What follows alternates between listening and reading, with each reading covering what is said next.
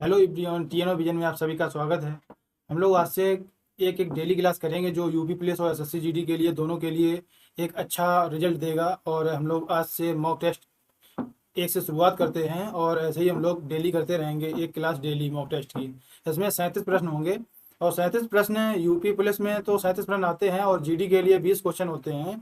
तो ये दोनों चीज़ों को एक ऐसा निचोड़ बनाया गया है कि यूपी पुलिस के मॉक को तैयार करेंगे तो एसएससी जीडी के मॉक से हम लोग उसकी तैयारी ऑटोमेटिक हो जाएगी, ऐसे समझ लीजिए।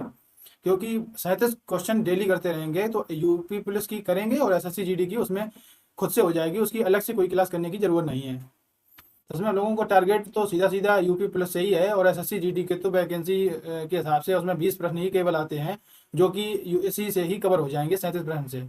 चलिए चलते हैं क्वेश्चन नंबर 1 से। इसमें देखो पूछ रहा है हिंदी वर्णमाला में उस व्यंजन कौन से होते हैं। तो उस व्यंजन होते हैं जो सा और हा, ये तीन होते हैं। सा और हा, ये इसका राइट आंसर हो जाएगा। और ये जो या रा ला वाह, ये होते हैं कौन से, अंतस्थ व्यंजन। ये होते हैं अंतस्थ व्यंजन। और ये जो होते हैं चा छा जा झा, ये होता है स्पर्श संघर्षी, उसको बोलते हैं तालव्य व्यंजन। ये तालव्य व्यंजन में आ जाएगा। ये आ जाए टा ठा डा ढा, ये आ जाएगा मूर्धन्य व्यंजन में। ये कौन से हैं, मूर्धन्य मूर्धन्य व्यंजन। ये स्पर्श है, ये स्पर्श संघर्षी, ये हो जाएंगे स्पर्श संघर्षी। इसका राइट आंसर क्या हो जाएगा, ऑप्शन नंबर ए। चलते हैं अगले क्वेश्चन पे। महर्षि शब्द में कौन सी संधि है। अब इसको देखते हैं, महर्षि शब्द में संधि कौन सी है। पहला ऑप्शन है दीर्घ संधि, दूसरा ऑप्शन है यड़ संधि, तीसरा ऑप्शन है गुण संधि और चौथा है वृद्धि संधि। इसका राइट आंसर हो जाएगा गुणस्वर संधि। क्योंकि गुणस्वर संधि में एक चीज होती है कि आ और आ के बाद में अर आता है, अर शब्द आते हैं। तो ये सारी चीजें किसमें आती हैं, गुणस्वर संधि में। अगर दीर्घ की बात करें, दीर्घ में हमेशा जो जब संधि की जाती है तो उनके बीच में एक शब्द बनते हैं, जो बीच में जोड़ने वाले शब्द जो बनते हैं दीर्घ में। जैसे विद्याधन आलय, तो विद्या आया बड़ा, तो ऐसे दीर्घ में आता है। यड़ में क्या होता है, ई और ई या ऊ और ऊ के बाद में भिन्न स्वर आना, जैसे कि अतिधन अंत, ऐसे हो जाएगा अत्यंत। इसमें क्या हो जाएगा अत्यंत। और ऐसे वृद्धि संधि में, वृद्धि में क्या होता है, इसमें सब बड़े बड़े आता है, बड़े मतलब शब्द जैसे कि छोटा आ और या बड़ा आ के बाद ए और ए आए तो आई बन जाएगा। जैसे सदाधन ऐब, ये वृद्धि संधि में हो जाएगा। चलिए चलते हैं अगले क्वेश्चन पे। नीलकंठ, नीलकंठ में कौन सा समास है। नीलकंठ में बहुब्रीहि समास है। इसमें क्या होता है, नीला है कंठ जिसका अर्थात सिर। इसमें हमेशा तीसरा पद प्रधान होता है। इसमें हमेशा कौन सा पद प्रधान होता है, तीसरा पद प्रधान होता है। और एक और ऑप्शन नंबर बी को पढ़ें तो अगर इसमें कर्णधारय समास पूछा है तो विशेषण विशेष का संबंध, जैसे नील कमल। और इसमें जैसे आ जाओ अव्ययी भाव में, अव्ययी भाव में क्या होता है, प्रथम पद अव्यय या उपसर्ग अव्यय की भांति कार्य करता है। जैसे उपसर्ग, जैसे मान लो प्रतिदिन, इसमें उपसर्ग जैसे चीजों का प्रयोग होता है। आ जाइए तत्पुरुष में, तत्पुरुष में क्या होता है, उत्तर प्रति प्रधान और कारक चिन्ह का जैसे लोप होता है, जैसे राजपुत्र। और इसके बाद में कन्यादान, ये सीधे सारी चीजें किसमें आ जाएंगी, तत्पुरुष में। चलिए अगले क्वेश्चन पे। अमृत, अमृत का पर्यायवाची शब्द कौन सा है। पर्यायवाची शब्द कौन सा नहीं, मतलब अमृत का पर्यायवाची शब्द नहीं है। तो अमृत का देखो पीयूष होता है और सुधा होता है और अमी होता है, गरल नहीं होता। तो ये इसका क्या हो जाएगा, राइट आंसर हो जाएगा गरल। गरल गरल इसका मतलब जो नहीं पूछा है तो अमृत अमृत का गरल पर्यायवाची नहीं होता है। अब चलते हैं अगले क्वेश्चन पे। स्थावर, स्थावर का विलोम शब्द कौन सा है। इसका राइट आंसर क्या हो जाएगा, जंगम। स्थावर का क्या हो जाएगा, जंगम। और सचल का विलोम शब्द क्या हो जाएगा, सचल का अचल। सचल का विलोम शब्द क्या हो जाएगा, अचल। और चंचल का स्थिर। और जंगम का तो हो गया चेतन का जड़। चलिए अगले क्वेश्चन पे चलते हैं। निम्नलिखित में से शुद्ध वर्तनी का चयन कीजिए। अब इसमें देखो इसका राइट आंसर हो जाएगा ऑप्शन नंबर बी। क्योंकि दोनों जा आधे बनते हैं, वा के साथ जुड़ते हैं, दोनों आधे जो बनते हैं जा। इसके लिए इसका क्या हो जाएगा राइट आंसर जी, ऑप्शन नंबर बी। और बाकी ये गलत हैं।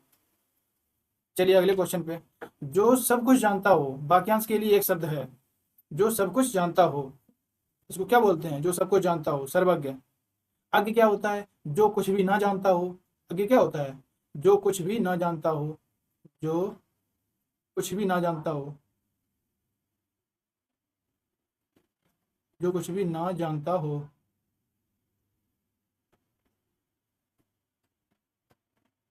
और विशेषज्ञ, विशेषज्ञ होता है किसी एक विषय के विषय में गहरी जानकारी रखने वाला, विशेषज्ञ कहलाता है। और कृतज्ञ क्या होता है, किए गए उपकार को मानने वाला, इसको क्या बोलते हैं, किए गए उपकार को मानने वाला। किए गए उपकार को मानने वाला। को मानने वाला। चलिए अगले क्वेश्चन पे। आग शब्द का तत्सम रूप क्या होगा? आग का तत्सम होता है अग्नि। ये शब्द गलती लिखा, ये भी गलत है, ये भी गलत है। चलिए अगले क्वेश्चन पे। कान भरना। कान भरना मुहावरे का सही अर्थ क्या होगा? इसका राइट आंसर हो जाएगा चुगली करना। कान भरने का अर्थ क्या हो जाएगा? चुगली करना। और कान में दर्द होना, इसका अर्थ हो जाएगा जैसे इसका कोई मतलब नहीं बनता है। और असर ना होना, इसको बोल सकते हैं जैसे असर ना होना, इसके कान में जूना रेंगना, इसको ये बोल सकते हैं। और बहरा होना, ये तो कोई अर्थ ही नहीं है, ये भी गलत है। चलिए इसका राइट आंसर क्या हो जाएगा? चुगली करना। अंधेर नगरी चौपट राजा, लोकोक्ति का सही अर्थ क्या है? अंधेर नगरी चौपट राजा, अन्याय का बोलबाला। अब चलते हैं अगले क्वेश्चन पे। निम्नलिखित में से कौन सा शब्द स्त्रीलिंग है? देखो इसमें ये स्त्रीलिंग और पुल्लिंग में एक चीज हम लोग याद रखेंगे, जैसे जब भी स्त्रीलिंग की बात करेगा तो हम लोग उस शब्द के साथ होती, और पुल्लिंग के साथ में हमेशा होता, ये शब्द यूज करके देखेंगे। ये हो जाएगा किसमें? स्त्रीलिंग, ये पुल्लिंग। अब बोल के देखिए एक बार, पता चल जाएगा। पानी होता है या होती है? पानी होता है। हाथी होता है। नदी होती है। दही होता है। तो राइट आंसर क्या हो जाएगा? नदी। चलिए अगले क्वेश्चन पे। पेड़ से पत्ते गिरते हैं। पेड़ से पत्ते गिरते हैं, इस वाक्य में कौन सा कारक है? पहला ऑप्शन है कर्ता कारक, दूसरा है अपादान कारक, तीसरा है करण कारक, चौथा है संप्रदान कारक। और जो पत्ते गिरना, और इसका राइट आंसर क्या हो जाएगा? अपादान कारक। अगर पेड़ से पत्ते गिरते हैं, देखो अपादान कारक में दो चीजें आती हैं। जब किसी से डर लगना, तुलना करना, हमेशा अपादान कारक होगा। और कर्ता कारक में क्या होता है? इसकी विभक्ति क्या होती है? ने। और करण में क्या होता है? से के द्वारा। जैसे साधन का प्रयोग बताया जाता है, से के द्वारा। संप्रदान क्या होता है? को के लिए या के लिए। संप्रदान क्या होता है? के लिए। इसका राइट आंसर हो जाएगा अपादान कारक। चलिए अगले क्वेश्चन पे। राम पत्र लिखता है, यह वाक्य किस वाच्य का उदाहरण है?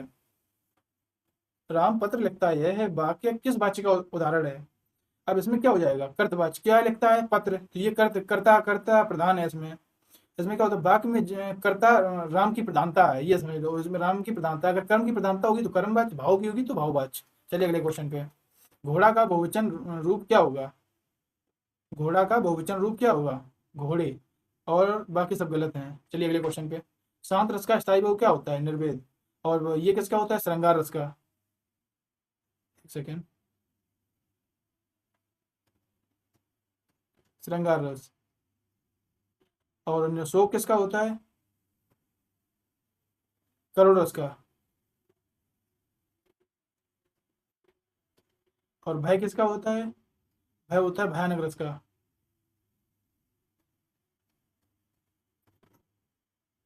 इसका राइट आंसर क्या हो जाएगा? निर्वेद। चलिए अगले क्वेश्चन पे।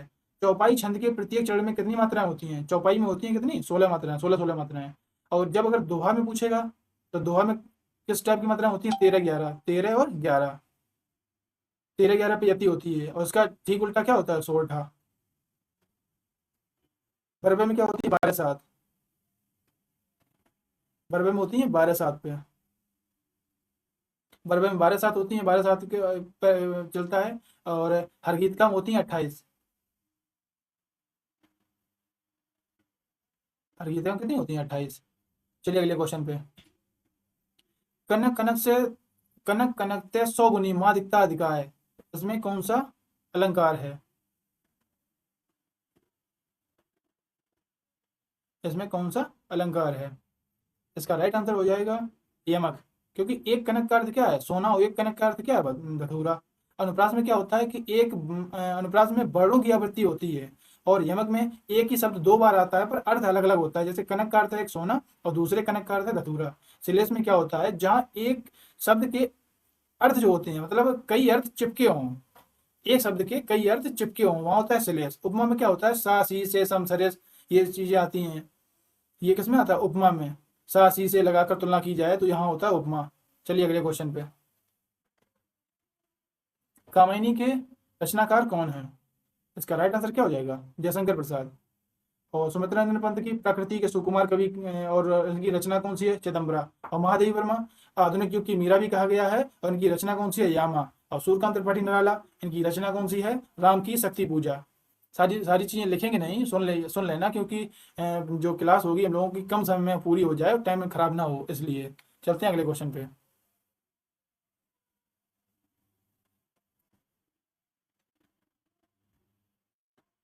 हिंदी दिवस हिंदी दिवस कब मनाया जाता है? हिंदी दिवस कब मनाया जाता है? इसका राइट आंसर क्या हो जाएगा? 14 सितंबर। हिंदी दिवस 14 सितंबर को मनाया जाता है। 14 सितंबर 1949 को हिंदी को राजभाषा का दर्जा मिला था, इस वजह से। 10 जनवरी को क्या होता है? 10 जनवरी को होता है विश्व हिंदी दिवस। 15 अगस्त को स्वतंत्रता दिवस होता है। 26 जनवरी को गणतंत्र दिवस होता है। चलिए अगले क्वेश्चन पे। मैं कल दिल्ली जाऊंगा, इस वाक्य में कौन सा काल है? इसको हम लोग देखो, इसमें हमेशा गा घी से अंदाजा लगा सकते हैं, पर हम लोगों को खुद से एक बार बोल के देखना होता है कि इसमें क्या सही है क्या गलत है। तुम्हें खुद लगेगा। देखो, मैं कल दिल्ली जाऊंगा, तो मैं किसकी बात कर रहा हूँ बताओ? मैं भविष्य की बात कर रहा हूँ, तो इसमें राइट आंसर क्या हो जाएगा? भविष्य काल। वर्तमान में क्या होता है? प्रेजेंट की बात की जाती है। जैसे उस व्यक्ति ने, या या बोल दो राम खाना खाता है, ऐसे नॉर्मल बोल दो, ये वर्तमान में हो जाएगा। भूतकाल में अब बीते हुए के समय बात की जाती है। और भविष्य काल में क्या होता है? क्रिया आने वाले समय में होगी, ये भविष्य काल है। और आसन्न काल क्या होता है? क्रिया अभी अभी खत्म हुई हो, ये होता है आसन्न भूतकाल। चलिए चलते हैं अगले क्वेश्चन पे। विद्यालय, इसमें क्या देखो, इसका राइट आंसर क्या हो जाएगा? विद्याधनालय। विद्याधन, इसका राइट आंसर हो जाएगा विद्याधनालय। कौन सा ऑप्शन सही है? Option number A, विद्याधनालय। विद्या को ऐसे भी लिख सकते हैं हम लोग, और विद्या को ऐसे भी लिख सकते हैं।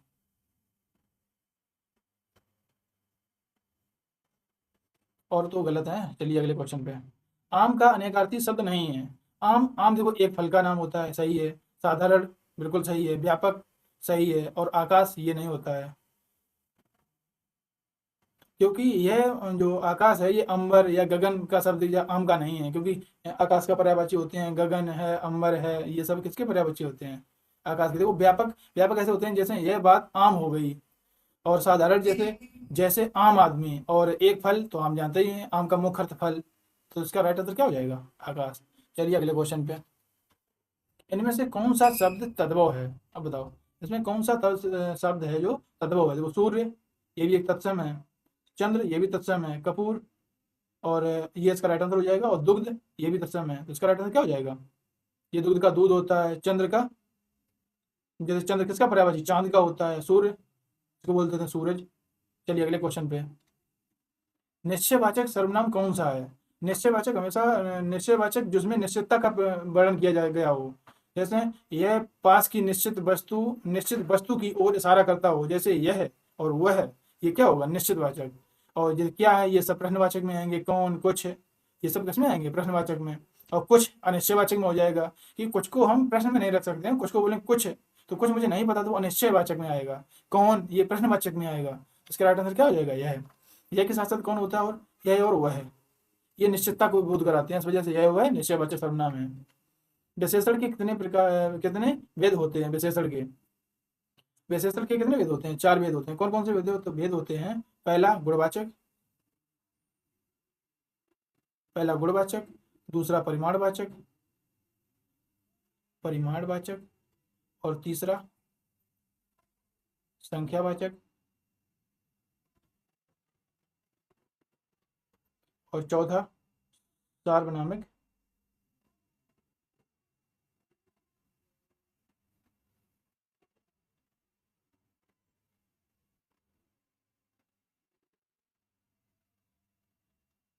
ये 4 होते हैं।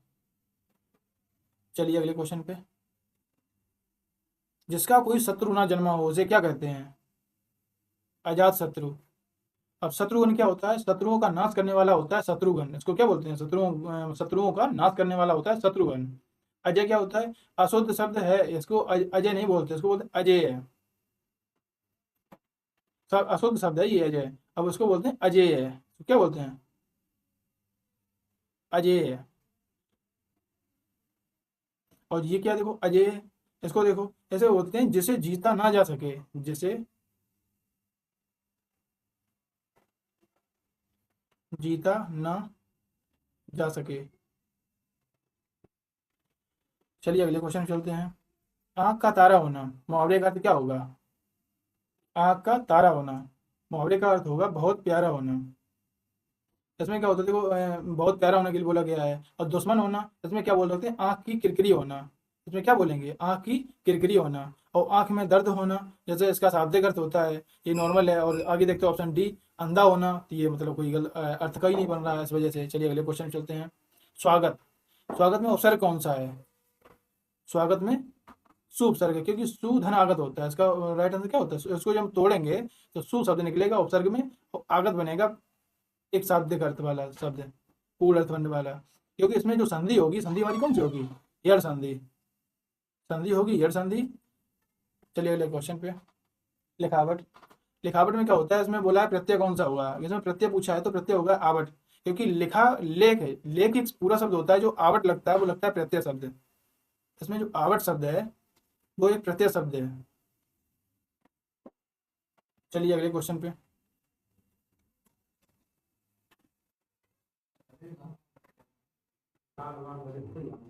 निम्नलिखित में से कौन सा शब्द है कि शुद्ध शब्द है? इसमें देखो बोला है इसने शुद्ध शब्द कौन सा है। देखो मैंने घर जाना है, ये देखो इसमें क्या कौन सी गलती है? मैंने घर जाना है, इसमें सर्वनाम है, सर्वनाम संबंधी अशुद्धि के, सर्वनाम संबंधी अशुद्धि है। और मुझे घर जाना है ये बिल्कुल सही है। और मेरे को घर जाना है, इसमें भी कौन सी गलती है? मेरे को या शब्द वैसे बोलते हैं, इसमें इसमें भी स्थानीय है, अशुद्ध बोली संबंधी अशुद्धि है। और मुझको घर जाना है, इसमें कारक संबंधी है, कारक संबंधी। देखो मुझको घर जाना है, को शब्द अवैध है, इस वजह से को शब्द नहीं लगाएंगे, मुझको घर जाना है ये नहीं लगाएंगे। इसका राइट आंसर क्या हो जाएगा? मुझे घर जाना है। चलिए अगले क्वेश्चन पे। आसमान पर चढ़ना, इसका इसका मुहावरा क्या होगा? आसमान पर चढ़ना, इसमें अर्थ होगा इसका अत्यधिक प्रशंसा करना, अत्यधिक प्रशंसा करना। अगर ऑप्शन ए को देखें, इसमें देखो क्या बोला है, बहुत अभिमान करना, हवा में उड़ना होता है। इसका अर्थ क्या होता है? हवा में उड़ना, हवा में, हवा में उड़ना। और कठिन काम के लिए प्रेरित करना, इसमें क्या होता है? कठिन काम करने के लिए प्रेरित करना होता है। जैसे नॉर्मल है कठिन काम के लिए प्रेरित करना, कोई ऐसा शब्द नहीं बन रहा है कि हो। बहुत शोर करना, जैसे बोलो आसमान सिर पर उठा लेना, इसके लिए क्या हो जाएगा? आसमान सिर पर उठा लेना। तो जो शब्द का सही शब्द चीज़ें बनेंगी वो ऑप्शन का जरूर बताएंगे। जो चीज़ें थोड़ा ऐसी हैं, कोई मतलब का नहीं रखा गया है ऑप्शन में, तो उनको इग्नोर करते जाएंगे, छोड़ते जाएंगे। देखो जैसे इसमें देखो बोला है कि बहुत शोर करना, इसको क्या होगा? इसमें सर जो अर्थ बनेगा इसमें ये होगा आसमान सर पर उठा लेना, सिर पर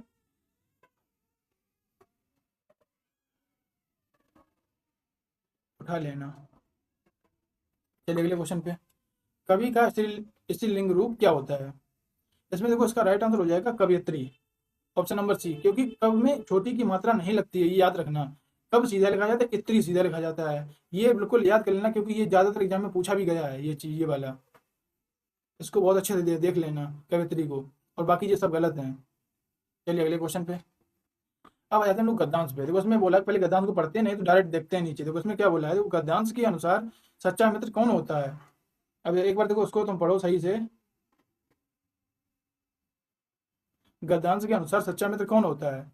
तो इसमें ऑप्शन ए पे लिखा है जो केवल सुख में साथ दे, जो धन में उधार दे, जो विपत्ति के समय काम आए, और जो हमेशा तारीफ करे। अब इसमें देखो पहली लाइन में लिखा होगा तो विपत्ति के समय सुख में तो सभी साथ देते हैं, लेकिन दुख में जो साथ दे वही सच्चा हितैषी है। तो इसका राइट आंसर क्या हो जाएगा? अब ये चीज पढ़ते ही तो लग जानी चाहिए कि इसका राइट आंसर यही होगा। चलिए अगले क्वेश्चन पे। अब मित्रता का बंधन किस पर टिका हुआ होता है? मित्रता का बंधन किस पर टिका हुआ होता है? इसमें देखो पढ़ते हैं, पहला स्वार्थ पे, दूसरा निस्वार्थ प्रेम और विश्वास पर। अब देखो एक तुक्का लगाने का भी जुगाड़ होता है। देखो जब भी ऑप्शन में कभी भी लॉन्ग ऑप्शन दिखे तो ये चीज तय है कि 100% अगर वो ऑप्शन बड़ा ना होता, अगर सही ना होता, तो वो ऑप्शन बड़ा क्यों लिखा जाता है, ये समझ लो। इसमें जैसे देखो लिखा है निस्वार्थ प्रेम और विश्वास, तो उसका राइट आंसर क्या हो जाएगा? ये निस्वार्थ प्रेम और विश्वास, इसमें देखो लिखा भी होगा निस्वार्थ प्रेम और विश्वास पर टिका होता है। तो पहले अगर हम इसको पूरा पढ़ते हैं फिर टाइम ज्यादा खराब होता है। इसमें से क्वेश्चन को पढ़ो, सीधा ऊपर पहुंच जाओ गद्यांश पे, क्योंकि वहां से तुम्हें चीजें डायरेक्ट दिख जाएंगी। चलिए अगले क्वेश्चन पे। गद्यांश में किसकी मित्रता को आदर्श बताया गया है? इसमें देखो क्या देखते हैं, राम और सुग्रीव, कृष्ण और अर्जुन, कृष्ण और सुदामा, और दुर्योधन और कर्ण। इसमें अब देखते हैं हम लोग इसमें किसकी बात की गई थी। अब वो इसमें पढ़ते हैं, इतिहास के गवाह के रूप में इन्हीं का नाम है, ऐसे समझ लो। देखो ये चीजें देख लो, ये देखो लिखा है कृष्ण और सुदामा, इस चीज को देखो लिखा है। इसका राइट आंसर क्या हो जाएगा? कृष्ण और सुदामा। इसका राइट आंसर हो जाएगा कृष्ण और सुदामा। चलिए अगले क्वेश्चन पे। सच्चे मित्र की तुलना किससे की गई है? सच्चे मित्र की तुलना किससे की? धन से, पुस्तक से, उत्तम औषधि से, या गरीबी से। अभी देखो उसमें पढ़ते हैं कहाँ पे लिखा है, ढूंढो उसको पहले। कई मार्ग उत्तम औषधि से की गई है। सच्चे मित्र की तुलना एक उत्तम औषधि से की गई है। उत्तम औषधि, ये देखो उत्तम औषधि, इसका राइट आंसर क्या हो जाएगा? उत्तम औषधि, इसका राइट आंसर हो जाएगा ऑप्शन नंबर सी। चलिए अगले क्वेश्चन पे। हम लोग का आज लास्ट क्वेश्चन है आज की क्लास का। मनुष्य के पतन का क्या कारण बन सकता है? मनुष्य के पतन का क्या कारण बन सकता है? चलिए देखो, सत्संगति, कुसंगति, मित्रता, अहंकार। अब इसको देख लीजिए। अब देखो सत्संगति ये तो कारण नहीं बन सकता। तो कुसंगति, कुसंगति होती है गलत मित्रों का चुनाव या पतन का कारण बन सकता है। देखो इसमें लिखा होगा, देखो ढूंढो, कुसंगति मनुष्य के पतन का कारण बन सकता है, ये लास्ट लाइन पे लिखा है ये चीज। ठीक है, ऐसे ढूंढ लेंगे। चलिए इसका राइट आंसर क्या हो जाएगा? कुसंगति, इसका राइट आंसर हो जाएगा कुसंगति। तो हम लोग अपना एक एक वो जरूर बताते रहना कि इसमें तुम्हारा स्कोर क्या है। 33 क्वेश्चन में तुम लोगों का क्या स्कोर रहा, बताना कमेंट में जरूर। क्योंकि हर क्वेश्चन को तुम पहले सुनना, इसके बाद देखना क्योंकि मैंने क्या बताया है, फिर तुम लोग आपसे आंसर देना। और कमेंट के लिए एक क्वेश्चन है, कामदेव का पर्यायवाची कौन कौन से होंगे? कामदेव के पर्यायवाची कमेंट करना, कमेंट बॉक्स में रिप्लाई देना। मिलते हैं चलो अगली क्लास में। जय हिंद।